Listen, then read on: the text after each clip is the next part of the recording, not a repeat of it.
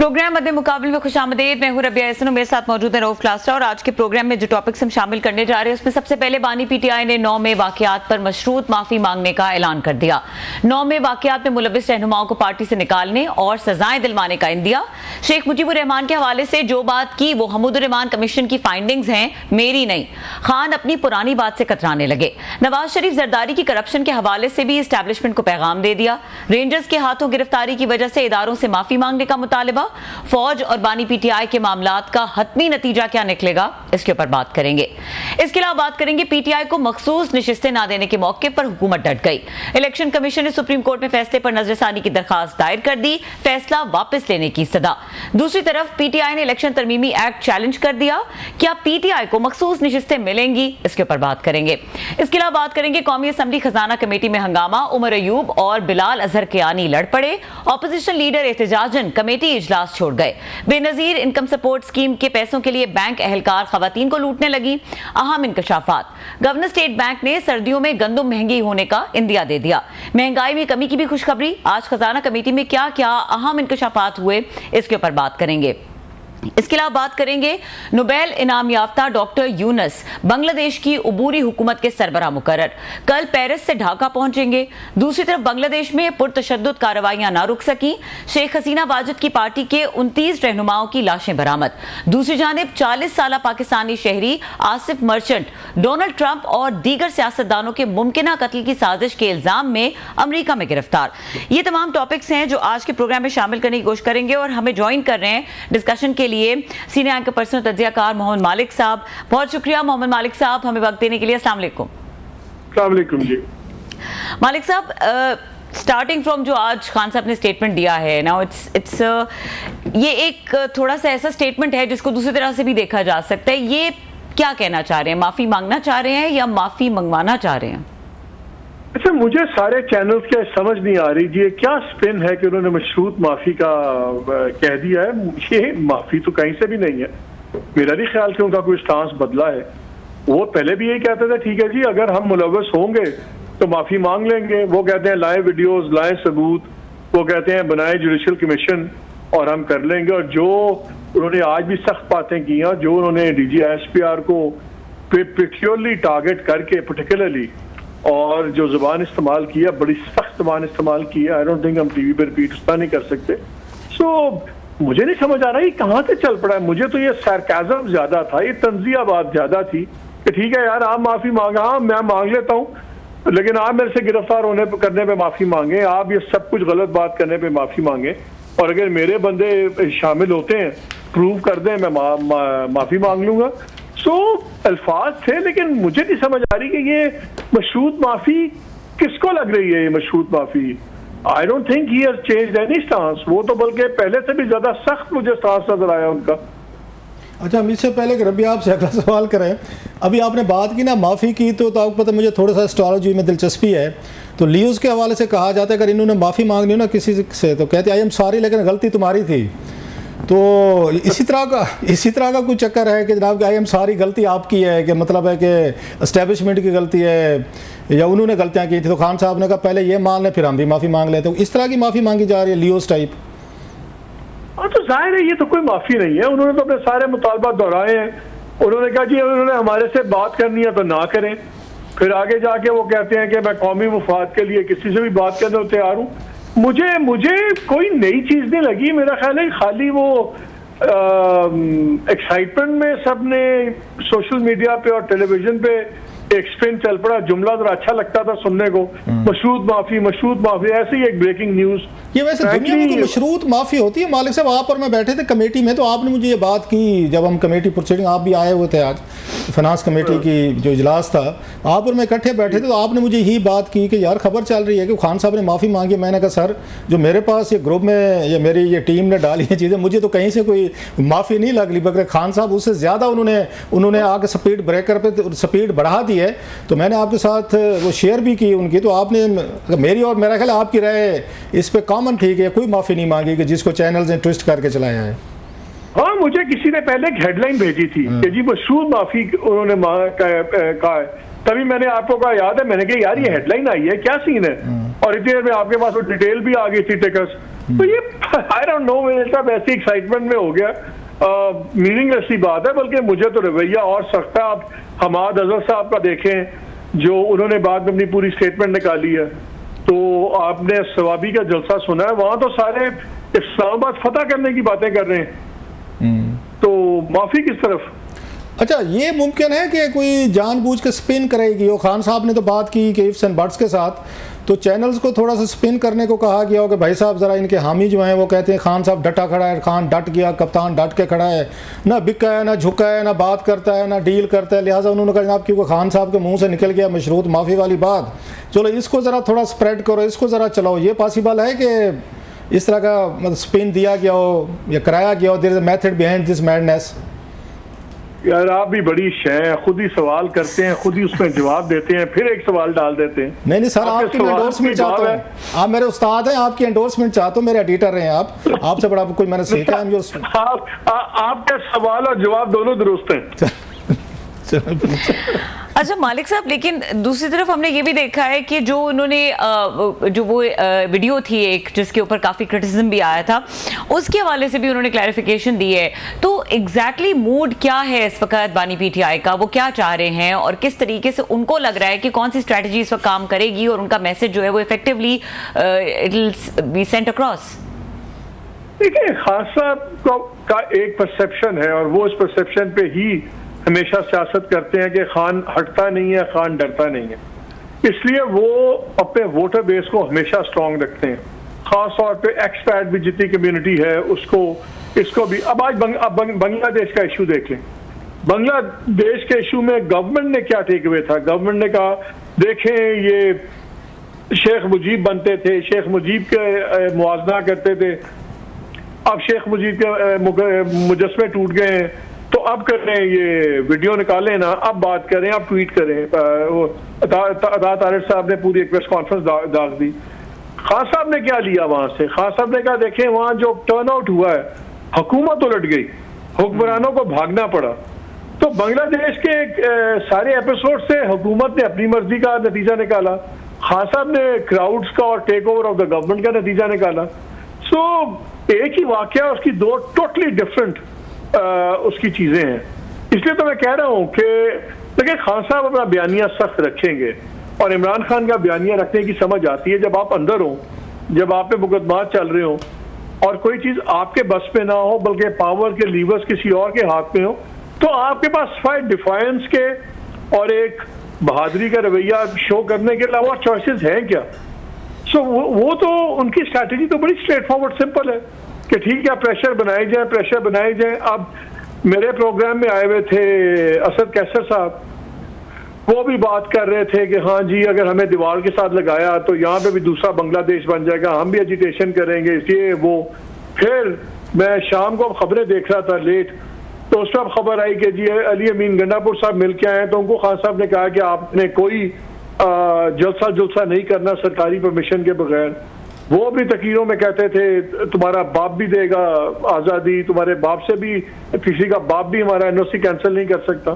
सो एक strategy of confusion, one step forward two step backwards है, और ये कोई कंफ्यूजन खान साहब के एंड पे नहीं है, ये वो रखते हैं ताकि दूसरी साइड को समझ ना आए कि क्या हो रहा है क्या नहीं हो रहा। सो सिवाय इसके कि मुझे आज तलखी और बढ़ती नजर आई है, और तो कोई डेवलपमेंट नहीं हुई। देखिए ना, खान साहब ने आप टारगेटेड करके आर्मी चीफ को नाम लेके डायरेक्ट उन पे इल्जाम लगाया कि मुझे मेरी अहलिया को कत्ल कराने में अगर कोई हुआ, में से किसी को कुछ हुआ तो ये जिम्मेदार होंगे। उन्होंने कहा मेरी अहलिया को कुछ हुआ मैं जनरल आसिम मुनीर को नहीं छोड़ूंगा। लंदन प्लान का इल्जाम उनके ऊपर, सब कुछ चीफ जस्टिस के ऊपर के, इसलिए मुझे क्रश करने की पूरी कोशिश की पीटीआई को, इस्लामाबाद हाई कोर्ट को। फौज में उन्होंने डीजीसी को डायरेक्टली नाम लेके टारगेट किया, आर्मी चीफ को कर दिया, अब डीजी आईएसपीआर को कर दिया। तो ये आपको कहां से लग रहा है कि कोई आप रवैया नरम हो रहा है? जब आप देखिए, जब आप इदारा कहते हैं ना तो आपके पास बहुत मार्जिन होता है कोई बातचीत आगे चलाने का। जब इदारे में से आप स्पेसिफिक शख्सियात लेके नाम लेके शुरू हो जाएं और डायरेक्ट नाम लें तो फिर वो क्लैश की सूरत टोटली चेंज हो जाती है। अच्छा मलिक साहब, खान साहब को मैं सॉरी आपकी बात कर, बड़ी अहम बात कर रहे हैं। आपको लगता नहीं है खान साहब की बड़ी पुरानी स्ट्रेटजी है कि अपने मुखालफिन पे पहले बम्बारमेंट करो, उन पर इल्ज़ामात लगाएं, उन पर सख्त तनकीद करें और फिर उसके बाद कुछ लोगों के जरिए सुलह सफाई बातचीत का ये रास्ता किया जाए। एक साइड पे वो करते होते हैं हमेशा, ताकि बारगेनिंग चिप के तौर पर ये यूज़ करते होते हैं। और अगर आपको याद हो, जिन्हें वो अपने नाम लिए हैं कि उन्होंने आर्मी चीफ पे, DGI पे, DGC पे, उसके बाद ये काजी साहब पे, सब पे, चीफ जस्टिस सब पे उन्होंने बम्बारमेंट किए, लेकिन साथ में उन्होंने अपना नुमाइंदा भी मुकर्रर कर दिया। उन्होंने इनको महमूद खान चकज़ई साहब को कि फ़ौज से बात करो। तो आपको लगता नहीं है कि पहले वो फौज को, एस्टेब्लिशमेंट को दबाव में लाते हैं, अपनी तकरीरों से, बातों से माहौल बनाते हैं, भाई साहब मैं किसी ने नहीं छटांगा, बाद में साहब बंदा भी अपना वो नॉमिनेट कर लेते हैं, जैन जी आप इनसे बातचीत करें, मैं बातचीत के लिए तैयार हूँ। तो अपने बंदे की बारगेनिंग पोजीशन स्ट्रांग कर रहे होते, जैसे नवाज शरीफ साहब और शहबाज शरीफ साहब करते। नवाज शरीफ साहब वो बड़ी सख्त तकरीरें करते थे, मरियम साहब करते थे, और शहबाज शरीफ साहब जो हैं तो वो पहुँच जाते थे रात को अर्जी पे, उस अर्जी लेकर जना बाजवा साहब के पास या पीछे जना कियानी साहब के पास, वो जी पाँच जी हमें गुस्सा करके सन वो छटो जी तुम मेरे गल करो। ये इस तरह का कोई तरीका वारदात तो इस्तेमाल नहीं हो रहा पाकिस्तानी पॉलिटिक्स में। तो बड़ा पुराना है गुड का बैड का, कि खुद जरा थोड़ा दबा के रखें और साथ में बंदा भी नॉमिनेट कर दें कि चकज़ई साहब के साथ बातचीत करें। ये तो पुराना तरीका है सर पाकिस्तानी सियासत में। देखिए चकज़ई साहब जिस दिन नॉमिनेट हुए थे, मैंने अपने शो में भी कहा, फिर मेरे प्रोग्राम में ख्वाजा साहब ने भी बात की, ख्वाजा आसिफ ने, डिफेंस मिनिस्टर थे, और उन्होंने भी वही बात की कि बात यह है कि जो भी जानता है हिस्ट्री चकज़ई साहब की, उसको पता है कि नॉन स्टार्टर था। ना चकज़ई साहब ने फौज से बात करनी थी, ना फौज ने चकज़ई साहब से बात करनी थी, उनकी पूरी हिस्ट्री आपस में। तो वो जब नॉमिनेशन हुई तो वो तो शायद जो लोग नहीं जानते इस तारीख को, या उन दोनों चकज़ई साहब को और फौज की हिस्ट्री नहीं जानते, वो उनको तो शायद लगा कि बंदा अपॉइंट हो गया है। जो जरा सा भी जानते हैं, आप भी यहीं रहे इतने साल, आपने भी पार्लियामान कवर की। मैंने भी 13 जुलाई के प्रोग्राम में मैंने भी ये बात की थी, मैं खान साहब ये तो चकज़ई साहब तो रेड रैग हैं, जैसे बुल को दिखाया जाता है ना रेड रैग, लाल सुर्ख कपड़ा, चकज़ई साहब रेड रैग, वो तो नॉन स्टार्टर ठीक कह रहे हैं। वो वहीं से सीरियसनेस नजर आ गई थी कि ये बातचीत कितना होगी, कितनी नहीं होगी। तो वही मैंने मालिक भाई उन्होंने बाद में पार्लियामान के बंदे 3-4 मुकर्रर कर दिए थे, ये मेरे 3-4 हैं जो बात करनी, इनसे बात करें। तो खान साहब ने पॉलिटिकल बंदे भी बाद में अपॉइंट किए थे। खान साहब ने तो पूरी कोशिश की थी, बल्कि उन्होंने 24 और 48 घंटे दिए थे। मैंने अपने प्रोग्राम में उस दिन कहा, मैं कि खान साहब ने ये पेशकश कर तो दिए बातचीत की, लेकिन इनके खामोश रहने का जो टाइम, जो मैं ड्यूरेशन है ना, वो 24 घंटे कम अज़ कम है, 48 घंटे ज़्यादा से ज़्यादा। इसके बाद खान साहब वेट नहीं कर सकते कि चलें किसी को हफ्ता 2 हफ्ता महीना दे दें कि एक पेशकश की, अगले सोच समझ के लें। वो फौरी तौर पर फायर वर्क पे आ जाते हैं सर, मतलब 2 दिन भी इंतजार नहीं करते वो। नहीं, आप सरकार को छोड़ दें, फौज को छोड़ दें, जिनके साथ जेन्युइनली बातचीत हो रही थी JUI के साथ, आपको याद नहीं मौलाना फजलुर रहमान ने एक से ज्यादा मौके पे ये बात की कि हमें नहीं पता हम किससे बात करें, कोई आता है कुछ बात करता है, कोई आता है कुछ बात करता है। तो वो तो जहां अपने एलाइज के साथ भी ये क्लैरिटी नहीं रखते, तो दुश्मन के साथ तो बड़ी दूर की बात है। लेकिन जो आप पहले बात कर रहे थे ना कि वो ताबड़तोड़ हमले करते हैं, देखिए खान साहब की एक आदत है, एक नेचर है, एक स्टाइल है। वो हमेशा चाहते ही हैं कि बातचीत हो, लेकिन वो अपना बाबा हमारा जो है ना बेहतर पोजीशन में हो। तो वो उनका होता ही है कि यार तो पोजीशन ऑफ स्ट्रेंथ में बात करूं, कि मैं इक्वालिटी की बेसिस पे बात करूं। अब इक्वालिटी तो इस वक्त नहीं होती जब आप अंदर हो और पावर किसी और के हाथ में हो, लेकिन खास तौर पर एक अपना स्टाइल है। सो अभी तक उसका रिजल्ट तो नहीं निकला, लेकिन आप तबीयत या स्टाइल किसी का बदल नहीं सकते इस तरह, बस एक खास स्टाइल होता है एक अपना। अच्छा, बांग्लादेश में जो कुछ हुआ है उस पर जैसे आपने कहा हुकूमत ने भी अपना स्टांस दिया है, खान साहब ने अपना, आपको क्या लगता है कि जो वाक़यात वहाँ पर हुए हैं उससे खान साहब का स्टांस जो था स्ट्रांग हुआ है, मजबूत हुआ है, उनका हौसला बढ़ा है कि ये चीज़ें की जा सकती हैं, हुकूमतों को तख्ते उल्टे जा सकते हैं, अवामी ज़ोर पे, ताकत पे लोग बाहर निकलते हैं लाखों की तादाद में और 15 साल जो हुक्मरान थे उसको भागने पे मजबूर कर देते हैं, या खान साहब वीक हुए हैं? जैसे हुकूमत ने कहा है कि उनका जो नैरेटिव था शेख मुजीबुर रहमान साहब के हवाले से 71 के हवाले से, वो नैरेटिव को तो बड़ा धचका लगा है बड़ी हद तक, ये तो मानना पड़ेगा। जो उन्होंने वो उस पर वो बातचीत कर रहे थे, अचानक ही हुआ सारा कुछ, खान साहब के लिए बड़ा सरप्राइजिंग होगा। तो आपको क्या लगता है कि खान साहब की पोजीशन स्ट्रांग हुई है या वीक हुई है इन वाक़यात के बाद बांग्लादेश के? नहीं, मेरा ख्याल है बांग्लादेश का जो इशू था वो टॉक शोज का इशू ज्यादा था, वो फौज को गुस्सा ज्यादा था, वो उन्होंने फौज को ही गुस्सा दिलाने के लिए सारी वो मूव की थी। आम आदमी का या ग्राउंड रियलिटी में से फर्क नहीं पड़ता। देखिए मसला क्या है पीटीआई का? पीटीआई का ऑर्गेनाइजेशनल स्ट्रक्चर कभी भी ठीक नहीं था, मजबूत नहीं था। जब हालात अच्छे भी थे और सब कुछ ठीक था, फिर गवर्नमेंट गिर गई, फिर 9 मई आ गई। 9 मई के बाद जो रासा स्ट्रक्चर था वो उस तमाम रगड़े ने और जो उन पर सख्तियां हुई उसमें भी टूट गया, तितर बितर हो गई पार्टी। फिर एक लॉयर्स की पूरी खेप खान साहब ने ली। आपको याद है खबर मैंने ब्रेक की थी कि लॉयर्स को बहुत ज्यादा सीट्स देंगे खान साहब, क्योंकि खान साहब कन्विंस थे कि अगर वकला इलेक्शन लड़ेंगे तो इनकी बेले बुले जमानत नहीं होंगी, कोर्ट्स इनको डिफरेंट तरीके से ट्रीट करेंगे, और बात भी ठीक थी। अब एक टोटल क्रॉप आ गई है जो इस वक्त पार्टी की फ्रंट लाइन आप समझ लें, लेकिन जिनका सियासी बैकग्राउंड नहीं है। और अदालतों में तो ठीक है वो जाके करें। अब गौहर साहब का क्या क्या बैकग्राउंड है, या पंजोता जो दोनों हैं उनका क्या बैकग्राउंड है, जो बाकी आप लोग देख लें इनका कोई पॉलिटिकल बैकग्राउंड, इनके कॉन्टेक्स्ट कोई नहीं है। इनमें से कौन जाके जरदारी से बात कर सकता है या नवासी से बात कर सकता है? इनमें से कौन कर सकता है? इनमें से कोई, किसी का फोन भी कोई नहीं उठाएगा। इनमें से कौन आके फौज से बात कर सकता है? अब जो उनके पुराने लोग थे वो कोई गायब हो गए, कोई तायब हो गए, तो वो भी उनके पास नहीं है। इस वक्त स्ट्रक्चर के लिए आप मुझे बताएं, अगर आपने एक नेशन वाइड कॉल देंगे आप, और आप चाहते हैं कि लाखों लोग सड़कों पे आएंगे, वो किस तरह आएंगे? जो लोगों का हाल हुआ है इस जो मारपीट हुई है वो तो अलहदा, जो रगड़ा लगा है वो तो अलहदा, वैसे भी फाइनेंशियल हालात ये वो। आज एक बच्चा है जो लेट से फूड पांडा का डिलीवरी बॉय है, वो 8 फरवरी को वोट तो डालाया, वो एक आधे छोटे मोटे लिबर्टी चौक में भी चला जाएगा। क्या वो अफोर्ड करता है कि एजुटेशन में जाना 4 महीने अंदर हो जाए, कोई पूछने वाला ना हो, उसका घर कौन चलाएगा? सो अब लोगों को पता है कि इस वक्त एजुटेशन में जाने के कॉन्सिक्वेंसेस बहुत ज्यादा हैं। आपकी सिर्फ आप अंदर नहीं होंगे, पूरा खानदान ख्वार भी होगा। इस वक्त बड़ा स्ट्रॉन्ग पार्टी स्ट्रक्चर चाहिए था, वो रोज है। बांग्लादेश में देखिए क्या वही कुछ हुआ है सर। बांग्लादेश में मैं सारी बात काटू, बांग्लादेश में मैं छोटी सी बात बता रहा हूँ रऊफ, एक सेकंड सर, रऊफ एक सेकंड। बांग्लादेश में मोमेंटम कहाँ से आया? पहला जब जुलूस निकला जो जुलाई के अंदर था, उसमें अवामी लीग की जो यूथ विंग थी उन्होंने पुलिस के साथ मिलकर फायरिंग कर दी, 5-6 लोग मर गए। उसके बाद फिर एकदम जब एस्केलेट हुआ, वहां लाशें बहुत गिर गई। अब ये टेक ओवर से एक दिन पहले 91 लोग एक दिन में मरे, 400 लोग मर गए वहां, सैकड़ों की तादाद में जख्मी हुए, सब कुछ है। उसका मोमेंटम और चीजों से बन गया, वो मूवमेंट उस तरह नहीं हुई थी। अब यहाँ पे ये मूवमेंट बनाना भी मजाक है। पंजाब में कैसे बनाएंगे? केपी में तो बना लेंगे। आपने सही बात में सारी इसलिए कह रहा था कि इसका मतलब ये है कि 15 साल की हुकूमत भी एक मतलब है, वो बैगेज भी खड़ा था सीना वाजिद साहबा का। 15 साल बड़ा होता है पाकिस्तान में, तो कोई मिलिट्री डिक्टेटर 8 से 10 साल ज्यादा नहीं रह सका। 15 साल बड़ा टाइम है।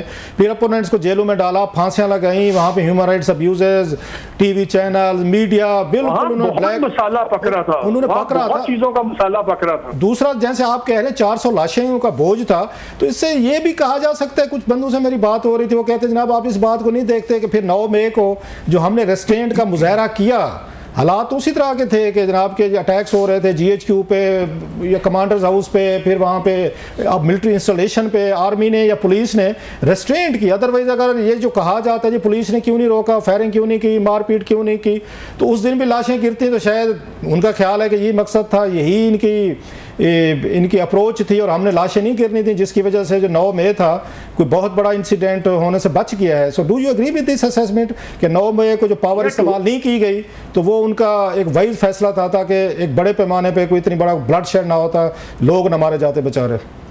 नहीं, आई टोटली एग्री। अगर बहुत ज्यादा कोई तसादुम हो जाता, लाशें गिर जाती, हालात कहीं से कहीं चले जाते, और जो एस्टेब्लिशमेंट के लोगों की असेसमेंट थी 9 मई की, वो तो बड़ा अर्सा तक बताते, यही कहते थे कि देखें 9 मई को लेवल ऑफ वायलेंस बहुत ज्यादा था, लेकिन लोगों की तादाद इतनी ज्यादा नहीं थी।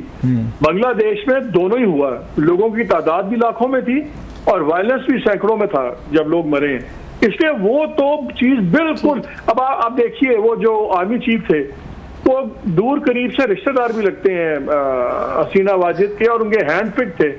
वो इतनी टिपिंग पॉइंट आ गया कि उनको भी 45 मिनट की बात ही करनी पड़ी कि बीबी अब आप जाएं। No sir, hand pick. अब अगर यहाँ पे अगर खास साहब का ख्याल है कि कोई 45 मिनट में कहेगा, तो फिर उससे पहले बहुत ज्यादा आपको स्ट्रीट एजिटेशन चाहिए। अच्छा मालिक, बड़ी आपने आखिरी 45 मिनट्स की बात की, मुझे याद आ गया कि खान साहब ने भी सहाफ़ियों को बुलाया हुआ था। इनकी जो आखिरी शाम थी प्राइम मिनिस्टर हाउस में, 8-10 सहाफ़ी गए हुए थे और जो मिलकर आए उनका ख्याल था कि खान साहब तो हमें मंडे और अगले हफ्ते की वो पूरा प्लान बता रहे थे कि मैंने कैसे फाइट आउट करना और कैसे करना है। उन्हें नहीं पता था कि जनाब कि विद इन 1 आवर ये बदलने वाली सिचुएशन और खान साहब को डायरी लेके जाना पड़ा। तो हसीना वाजिद साहब और इमरान खान साहब के कुछ थोड़े से हालात मिलते जुलते नहीं हैं जो लास्ट डेज या last hours in the prime minister house, कि खान साहब के भी उन्हें नहीं पता था कि घंटे बाद कि मैं मुसाफिर होने वाला हूँ और मुझे प्राइम मिनिस्टर हाउस छोड़ना पड़ेगा। जैसे हसीना वाजिद साहब को 45 मिनट दिए गए थे तो वो सारे सहाफ़ी जो मौजूद थे वहाँ पे, साबिर शाकिर थे, ये फरिया अदरीस साहब थे, हमारा उस वक्त मरहूम ये शहीद दोस्त अरशद शरीफ था,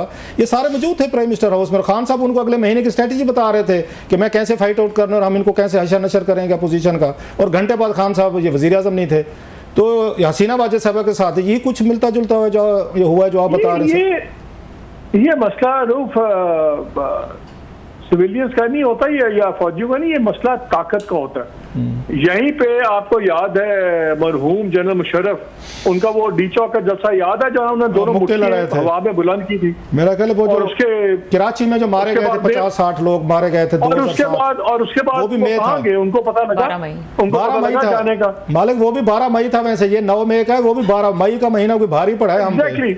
बात यह है कि हमारे यहाँ जो भी पावर में होता है वो अपने बबल में होता है, चाहे वो प्राइम मिनिस्टर के पावर बबल में हो, चाहे वो आर्मी चीफ के पावर बबल में हो। यही तो मसला है, जब आप इंस्टीट्यूशन से बड़ा अपने आप को समझें तो फिर यही गलतियां होती है ना। अगर इंसान गलतियां ना हो तो फिर हर बंदा 100 साल बैठा रहे। अच्छा लास्टली तो ये तो पावर लास्टली सर जी, आज आप और मैं कमेटी में थे, आज वहाँ पे उमर अयूब खां हो गए और साथ में अतर कियानी साहब की, आप और मैं तो बिल्कुल पीछे बैठे थे, सुन रहे थे उनकी बिलाल कियानी सारी। तो सर व्हाट हैपेंड, आपने क्या सुना, क्या जाना सर? कोई इतनी बड़ी खबर थी तो नहीं, बात थी नहीं जिसपे 2 बड़े पार्लियामेंटेरियन आपस में इतने उलझ पड़े सर? याद नहीं, उन्होंने याद नहीं जब वो उनके एक MNA आए थे जूम के ऊपर मुबीन, और उन्होंने बात की मुबीन, तो उन्होंने कहा कि ये इस बंदे को जी ISI वाले कह रहे हैं कि तुम्हें ये मिनिस्टर बनवा देंगे, minister of state for interior बना देंगे, तुमने जाके हल्फनामा नहीं देना। तो वहां पे बिलाल ने कहा कि जी आप ये मीटिंग के एजेंडे पे बात करें, पॉलिटिकल ये पॉइंट स्कोरिंग ना करें। उसमें उन दोनों की लहदे हो गई। टेक्निकली बिलाल कियानी ठीक बात कर रहे थे टू बी फेयर, क्योंकि वहां पे एजेंडा और था। तो उन्होंने कहा जी आप इसको पॉलिटिकल बयानबाजी में लेके जा रहे हैं। और फिर मेरा ख्याल है वैसे उमर अयूब साहब को भी हेडलाइन चाहिए थी, तो उन्होंने भी उसको ज्यादा इशू बना दिया। वरना इतना बड़ा इशू था नहीं, इतनी छोटी मोटी बातें तो होती रहती। असल मेरा 7-7 कुर्सियां थी, अगर 7-7 कुर्सियां नहीं होती, जरा 3-4 छोड़ के होती तो मसला होना नहीं था। मेरा नहीं हो रहा था, वो करीब बैठे थे ना, तो एक दूसरे को थोड़ी सी नोक झोंक हो रही थी उस पर। बड़ा thank you very much sir. वो दोनों ही डिसेंट लोग हैं। वहां से उमर अयूब भी और बिलाल कियानी भी दोनों बड़े धीमे और उस तरह बड़े पॉलिश लोग हैं। जब ये और पढ़े लिखे बड़े समझदार हैं, एग्री विद यू, सही कह रहे हैं। बहुत शुक्रिया। मोहम्मद मालिक साहब हमारे साथ मौजूद थे, अपना एक्सक्लूसिव एनालिसिस शेयर कर रहे थे। यहाँ पे वक्त हुआ ब्रेक का। ब्रेक के बाद जरा क्लास साहब से जानेंगे, आज जिस इजलास का जिक्र कर रहे थे, कौमी असम्बली खजाना कमेटी का जो इजलास था, उसमें क्लास साहब मौजूद थे और यहाँ पे क्या होता रहा, इसके हवाले से थोड़ा डिटेल से बात करेंगे और बांग्लादेश की सिचुएशन के ऊपर भी गुफ्तगू करेंगे कि वहाँ पर अब क्या हालात बनते हुए नजर आ रहे हैं। इस ब्रेक के बाद हमारे साथ रहिए।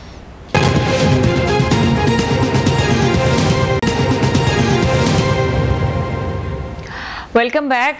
क्लास साहब, जो फाइनेंस कमेटी का आप जिक्र कर रहे थे उसका इजलास था, उसमें एक तो ये इनकी उमर अयूब साहब की और बिलाल अजहर कियानी साहब की आपस में जो आज हो गई, उसके अलावा भी काफ़ी मैटर्स जो थे जो वहाँ पे डिस्कस हुए, तो बताइएगा आप वहाँ पे मौजूद थे, क्या आपने देखा वहाँ पे? आजकल बड़ी इंपॉर्टेंट मीटिंग्स हो रही हैं, जैसे मैंने कहा, और हमारे जैसे जो स्टूडेंट ऑफ जर्नलिज्म है, रिपोर्टर हैं, तो मैं और इमरान मगराना इकट्ठे जाते हैं।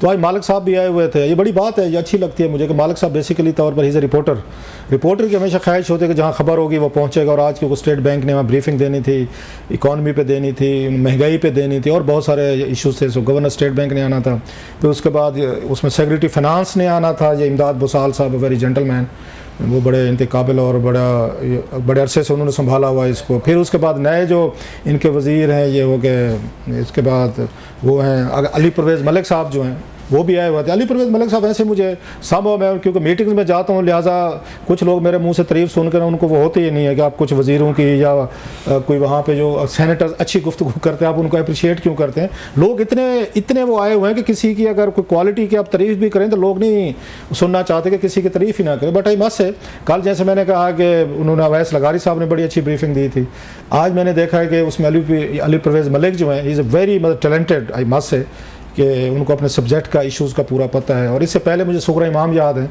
जो सेनेटर थी, उनकी बेटियां अब्दा हुसैन साहब की, वो भी कमाल। मैं मालिक साहब को कह रहा था कि ऐसे लोगों को ना ये सेनेट से रिटायर नहीं करना चाहिए, मतलब व्हाट वुमेन के जो आती थी और गुफ्तगू करती थी। खैर ये अपनी साइड पे तो वहाँ पे ब्रीफिंग बड़ी अहम थी और Benazir Bhutto income support programme पे थी, वो इसके सेक्रेटरी जो हैं इसके आमिर अहमद अली जो हैं वो आए हुए थे। अगेन वेरी कम्पिटेंट ब्यूरोक्रेट, बड़ी बड़ी टॉप पोजीशंस पे रहे। So it was a huge एक गैदरिंग थी और इसमें MNAs भी आए होते क्योंकि Benazir Bhutto income support programme का मसला था और उनके अपने इलाके में ख़वातीन और दीगर लोग जो है शिकायतें भी करते हैं कि ना हमारे साथ बैंकों का रवैया क्या है, एजेंट्स जो हैं वो कितने पैसे ले रहे हैं, वहाँ पे लेडीज़ को बेचारी गरीब जो औरतें हैं उनको कितना वहाँ पे एजेंट्स जो हैं बैंक वालों के साथ मिल के जिनके पैसे जाते हैं उनके साथ क्या कुछ किया जा रहा है, एक्सप्लॉयटेशन कैसे की जा रही है, पैसे कैसे काटे जाए, मतलब हर लेवल पे हर बंदे ने दूसरे की जेब में हाथ डाला हुआ है। जो आप कभी गुफ्तगू सुने ना तो किसी ना किसी की जेब में हाथ है और कुछ इन लोगों को नहीं मिलता।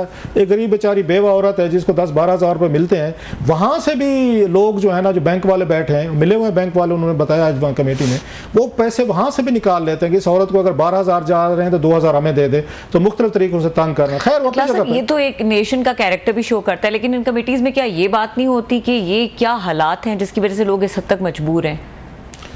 अब ये एक लंबी बहस है। बाद लोग ये कहते हैं, सुन के थोड़े से हमारे व्यूअर्स उससे एग्री नहीं करेंगे, वो कहते हैं 200 अरब रुपये से ज़्यादा आप हर साल इनको बजट जाता है, तो इससे बेहतर था इस पैसे को आप इनको स्किल इनको सिखाने पे लगाते हैं कि एक तरह की आप उनको आदी कर दिया कि काम नहीं करना, हर महीने 10-12 हज़ार रुपया घर बैठे आपको आ जाएगा। एक इस पर तनकीद आती है बाकायदा, एक तबका तनकीद करता है कि आपने लोगों को मांगने का आदी कर दिया, घर बैठे रहे काम ना करें, आ जाएगा हुकूमत की तरफ से 12-14 हज़ार रुपये हमें मिल जाएगा, हमें क्या ज़रूरत है काम करने की, देहातों में मजदूर नहीं मिलता। अब ये भी शिकायत होती है कि लोग काम नहीं करते कि घर में पैसे आ रहे हैं, एक चीज़ ये है। दूसरी साइड पर हुकूमत समझते नहीं जो सबसे ज़्यादा गरीब तबका है, जहाँ 50-60% गुर्बत है, जो उससे नीचे रह रहे, चले और हम कुछ नहीं कर सकते कि उसको हुनर सिखाएं, नौकरियां लेकर दें, कारोबार उनके करवाएं, तो चलें उनका कुछ गुजारा अलाउंस तो चलता रहे, कोई ना कोई 10-12 हज़ार रुपये उनके घरों को दें। उसमें बेवा औरतें हैं, गरीब औरतें हैं और मतलब चिल्ड्रन ऑफ लेसर गार्ड हैं, सो उनको प्रोटेक्ट करना है आपने, महंगाई से करना। सो दोनों चीज़ें जो है ना इस पर आर्गूमेंट्स है, दोनों स्ट्रॉन्ग आर्गूमेंट हैं कि आप स्किल की तरफ लेकर जाते हैं, 200 billion rupees hell of money, बड़ी अमाउंट है, आप लोगों में बांटते रहते हैं, उसका फ़ायदा कोई नहीं, अगले महीने वो फिर आपसे बैठा होता है, फिर पैसे दें कि मुस्तकिल अपने पैरों पे खड़ा करने का कोई आपके पास वो नहीं है। वो कहते हैं नहीं ये गरीब लोग हैं जनाब, अब आप इनको उसमें इस लंबे चक्कर में न डालें, उनको बचाएं, आप महंगाई से बचाएं, कम से कम रोटी तो अपनी खाएं, अपना घर तो चलाएं यहाँ पे।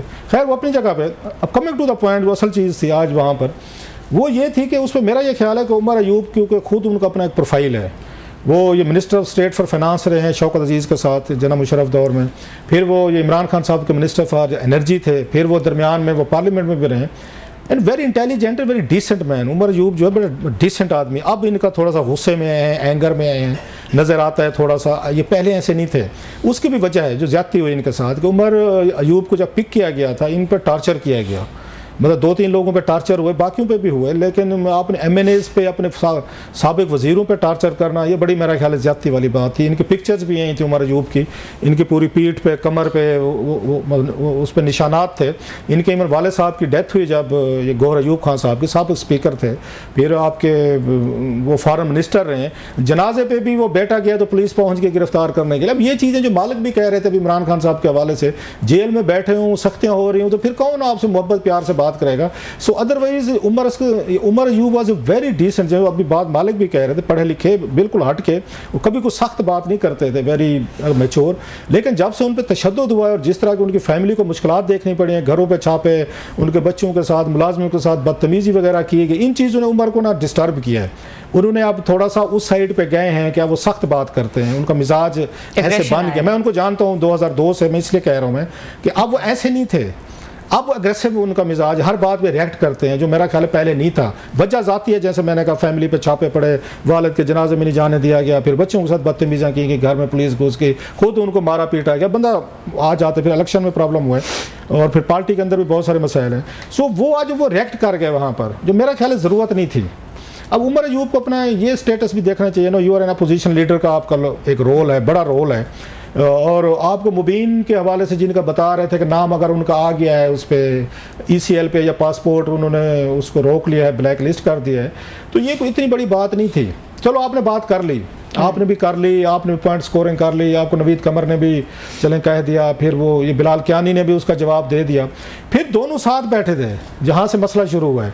और नवीद कमर साहब ने बड़े अच्छे तरीके से मामले को हैंडल किया। नवीद कमर साहब की एक बड़ी अच्छी क्वालिटी है, वो मतलब यहाँ जितने भी चेयरमैन हैं, मैं ये कहूँगा इस वक्त नवीद कमर साहब कंपेरेटिवली कमेटी को अच्छे तरीके से चला रहे हैं। वो मतलब एजेंडे पे रखते हैं, इधर उधर नहीं जाने देते।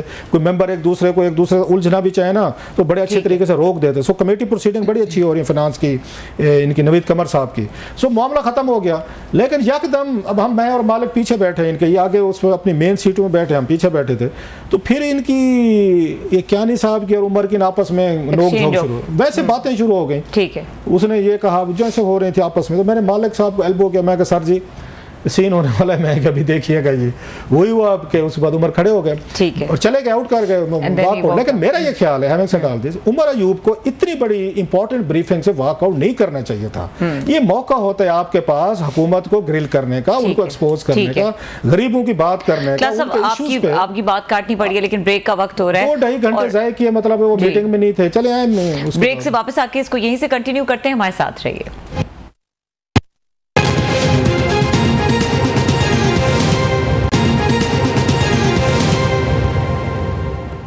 वेलकम बैक सर, आप गुफ्तगू कर रहे थे, प्लीज कंटिन्यू कीजिएगा। तो मैं ये कह रहा था कि आज की मीटिंग बड़ी अहम थी। आप कहते हैं कि उनको वॉकआउट नहीं करना चाहिए था, मेरा ये ख्याल है बैठना चाहिए था। दूसरी बात है कि इतने बड़ा मीटिंग पे खर्चे होते हैं, इतने बड़े बड़े लोग आते हैं, वजीर आते हैं, सेक्रेटरीज आते हैं, महकमों के लोग आते हैं, कराची से गवर्नर स्टेट बैंक आए हुए हैं और बहुत सारे मतलब हमारे जैसे लोग जर्नलिस्ट गए हुए हैं। तकरीबन कोई इस वक्त कमरे में कोई 50-60 लोग तो होते हैं, फिर उसके आपको TADA मिलते हैं। आप ये लोगों के लिए बैठे होते हैं, एक डेकोरम भी होता है, डेकोरम होता है। आप उठकर चले गए, उससे उनको क्या फ़र्क पड़ा? ठीक है, आपने खबर बना ली, हम डिस्कस कर लें जनाब कि उनको मतलब 100 फोरम आपके पास और भी हैं, आपने बाहर जाके प्रेस टॉक ही की है ना, ये टॉक वैसे भी की जा सकती है। सो मैं उमर अयूब का बड़ा एडमायरर हूँ, उनके डिसेंसी का, उनके एक गुफ्तगू करने का स्टाइल का। लेकिन मेरा नहीं ख्याल कि हर बात पे एजिटेशन और हर बात पे इतना बड़ा अहम फोरम है जिसमें गरीब औरतों की बात होनी है, जिसमें आपने उनको अगर आके क्वेश्चन करना है, उनको एक्सपोज करना है, उनको अकाउंटेबल करना है, उस वक्त महज आप एक इशू को बना के मीटिंग से उनका क्या फ़र्क पड़ा? 3 घंटे उसके बाद मीटिंग रही, हम बैठे रहे, सारे बैठे, हमने सुनी सारी चीज़ें। सो मेरा नहीं ख्याल it was wise move to, but ठीक है, आपने पॉइंट कर लिया था, आपको कम से कम कोई वॉकआउट की ज़रूरत नहीं थी। इस मीटिंग में बड़े पैसे खर्च होते हैं, TADA लगता है, लोग सरकारी टिकटें जहाज़ों पर आते हैं, यहाँ पे अच्छे खासा मतलब आवाम की जेब से पैसा जाता है और आपके लिए होता है कि आप आए और उनको अकाउंटेबल करें, आप उठकर चले जाते हैं महज अपने उसके लिए। So it wasn't a good move, मेरा ख्याल है। ठीक है क्लास, अब इस प्रोग्राम का वक्त खत्म हो गया है। देखने के लिए शुक्रिया, इजाजत दीजिए, अल्लाह हाफिज।